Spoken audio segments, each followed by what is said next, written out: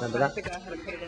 Hello, before the break, journalist Kevin Braddock filled us in on the trials and tribulations of a single man trying, or sometimes not trying, to impress his dates with food. It's time now to get the female perspective from fellow food blogger Jessica Stone. Jessica, fill us in. What's your female slant on all this? Well, I think we live in a time I like to call fast love and slow food. You know, we try to rush love with speed dating and online dating, and it's rush, rush, rush, and we don't take time to savor that courtship that we used to. This is what your blog's all about? Yeah, and in terms of food, you know, we really take the time to get to know our food and where it comes from, and and find out what we like. Okay. And when we do that, then we can share it with other people, which is what Ripe London is all about. Okay, we got this big slab of cake up here. Yes. What could possibly be wrong with that? I remember this one. I had made a cake on the same day that I had a first date with a guy. And I had this big cake, and I thought it would be rude not to take him a slice for him to try.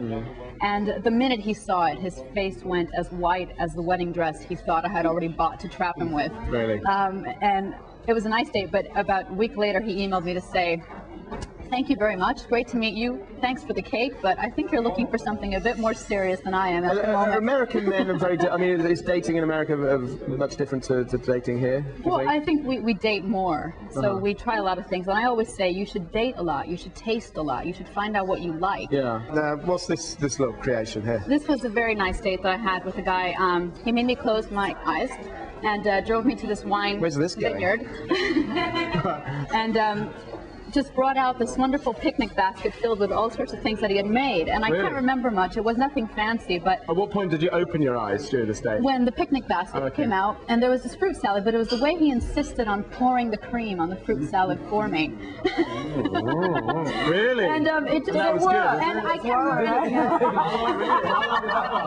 Well, it lasted a couple of years, and it just goes to show that a guy doesn't have to do something big or expensive. Just put some thought into it, put some heart into it. And he's yours, right? I can't even say that. Right, and finally, banana pancakes. Banana pancakes. I think a great way to suss out how you feel about someone is what kind of breakfast you're willing to make for them. If you're thinking along the lines of toast, then so is the date, probably.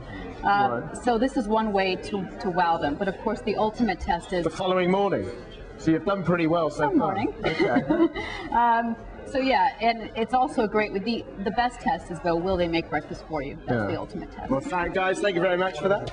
Now we thought